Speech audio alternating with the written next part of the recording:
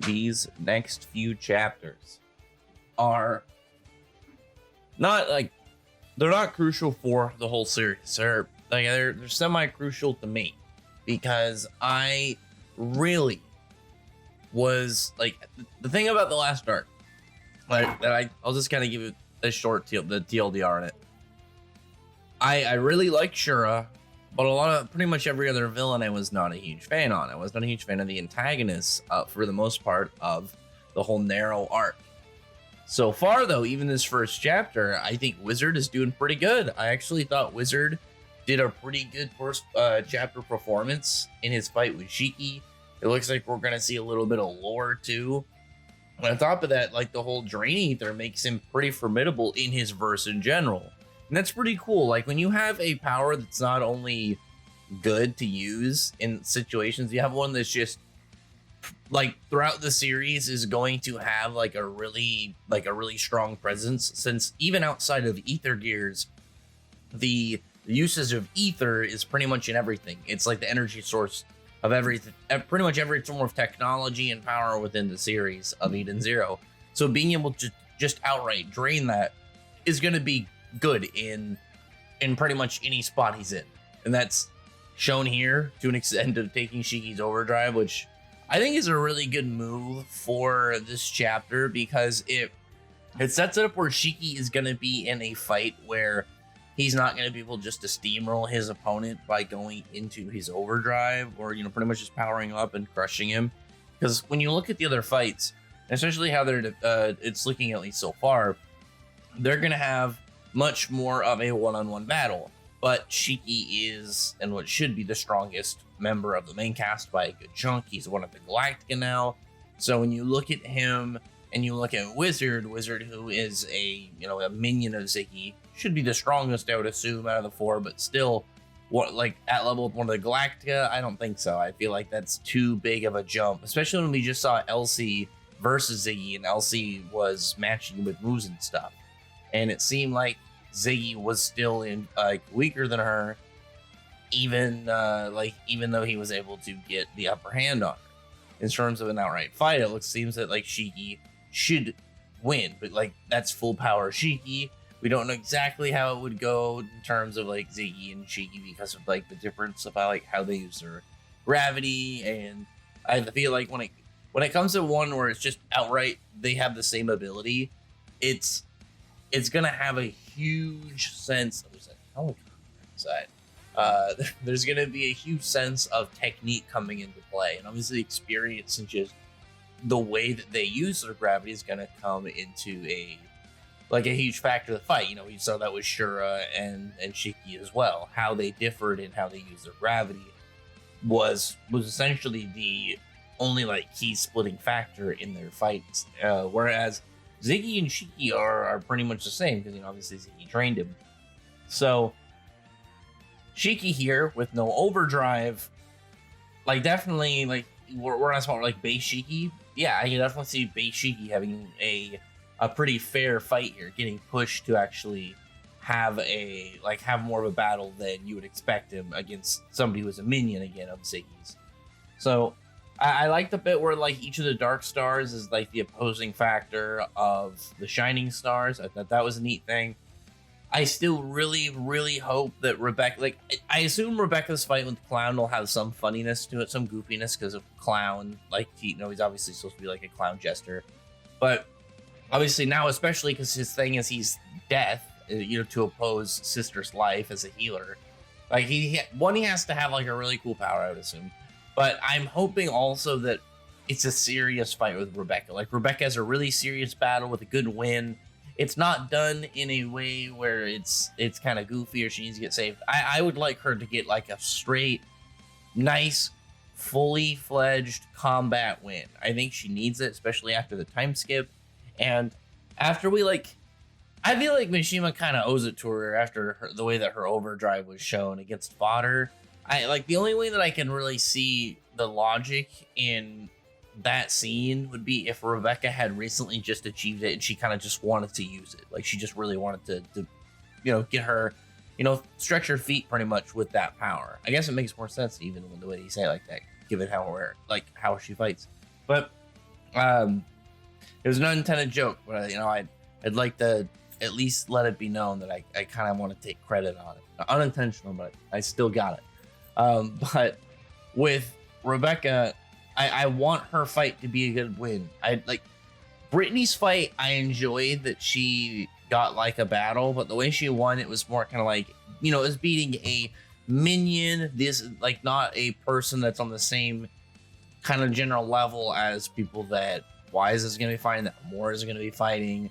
So Rebecca should get like an actual battle. And she doesn't have like an actual straight fight throughout the series. Her only other battles were like games and times where she's like just has to kind of like, make a trick shot, or like her fight with Brittany where she's outsmarted her the vacuum, sure, but like I want to see her actually get like a straight win. So I'm hoping she gets that with Clown, because Overdrive should indicate a power level setting at least for her, like a good set of like how strong she is. So she should be able to, and she's got really good power. I don't expect her to be like undefeatable, but like I'm really hoping that she just has a good display of like, her ether gear and how she can kind of operate on her own, and how she's going to really kind of just have this fight with Clown, because Clown also was my favorite design wise out of the Dark Stars. So I'm hoping he also is like a character that is treated with with actually like a combatant level of respect, and not just like a goofy guy. I'm expecting to be a little goofy, but I don't need to be super kind of clowntastic on it. With the other two fights with Killer and Brigadine, I'm cool. I'm not the most typed on those. I want to see him though, but like I can wait for those ones. The Shiki one, I like Shiki's display in this chapter because, well, one, I like the logic in how he was able to do like some of the feats, because I looked at it and I thought the first thing I saw was like him grab the lightning, and that's what I thought in the immediate part, like seeing it was like, oh, he's grabbing lightning, but that was like, well, that doesn't make sense in his powers, but we know how his abilities work, and he can manipulate gravity, so he can manipulate gravity around the lightning. And the thing about grabbing the lightning is he doesn't have to physically actually grab it, because like all he would have to pretty much do is get to the point where he can control the gravity around it like he's actually grabbing it. And if his body is physically capable of withstanding the energy in that lightning bolt, then he would be able to touch it without being a problem, because lightning, it's going to be at a set level of energy. Obviously energy, characters with powers and stuff, they have degrees of durability and power levels and stuff that they can withstand stuff like that. So Shiki just kind of pretty much just grabbing it, not directly like taking it, I feel like makes sense, especially as explained with this gravity manipulation.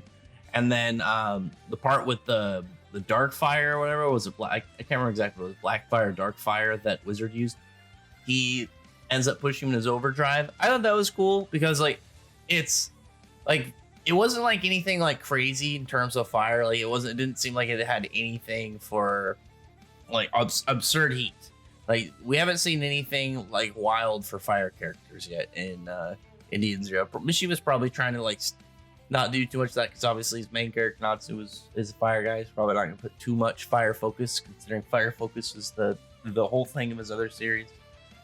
But we did see Shiki obviously struggle in Red Cave with just regular fires. So this shows that he has gained a level of resistance to it, and that attack he was able to overcome while going into his overdrive. So that told a level obviously of Shiki and Wizard, because that attack took Shiki out of his base form, which I thought was good.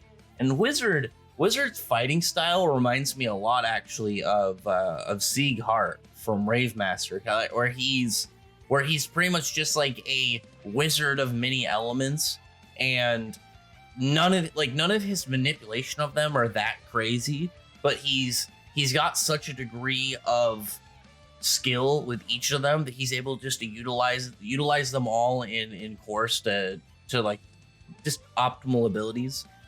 Like he's using wind ether. Was it wind ether or air ether? I don't remember. He's using that pretty much just for dodging jumps and stuff. Smart, gives him utility, gives him mobility. Like he's got like the ice ether for like crowd control attacks, trying to confine his enemies.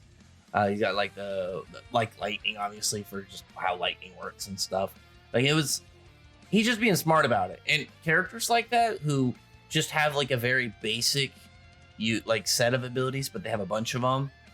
Like it's that gap between being really good with like just using your abilities in tandem and in unison, as well as like your intelligence with them, and somebody who just has them. There's a similar character recently in Four Knights that was her Virgie or whatever. She had a staff that let her control the 4 elements. Obviously not the same extent as what Wizard has, but just like seeing some of those, like she pretty much just used them for like little attacks, whereas like he's being smart and using them for other ways to benefit how he's fighting, and not just throw an attack at my opponent.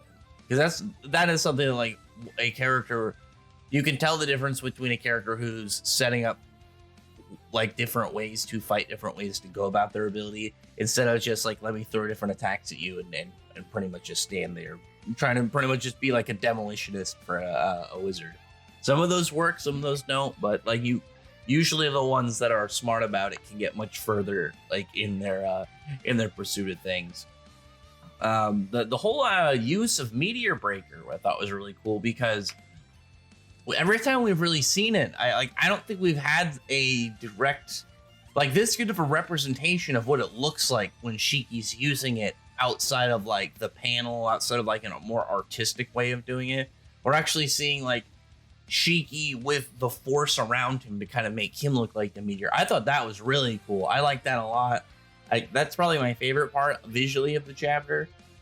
Wizard stealing his overdrive is probably one of the highlights, like in general, from the standpoint of the story, because it keeps Shiki away from Ziggy longer. It sets him up to be in a fight where logically Shiki isn't going to be able to just go into overdrive and run him over.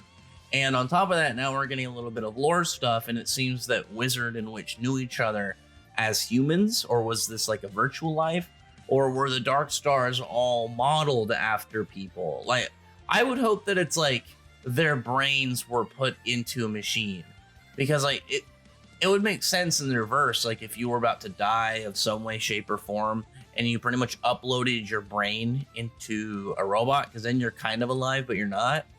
Like you're a machine now, obviously, but at least you get to kind of continue on with whatever it is, you know, you got going on, whatever your plans are. Or maybe you kind of like make a copy of yourself and then let that go on. Like there's definitely some interesting stuff in there, like in general, like whatever the connection is going to be with that and Ziggy is going to be very, like, probably get us closer to whatever Ziggy's mystery is. To me though, like I really want to get to some of I want to get to some more of these fights. I didn't expect to get any important backstory like this from like any of these fights. I'm definitely happy about it. I think it's going to be some cool lore that's really going to expand upon some stuff.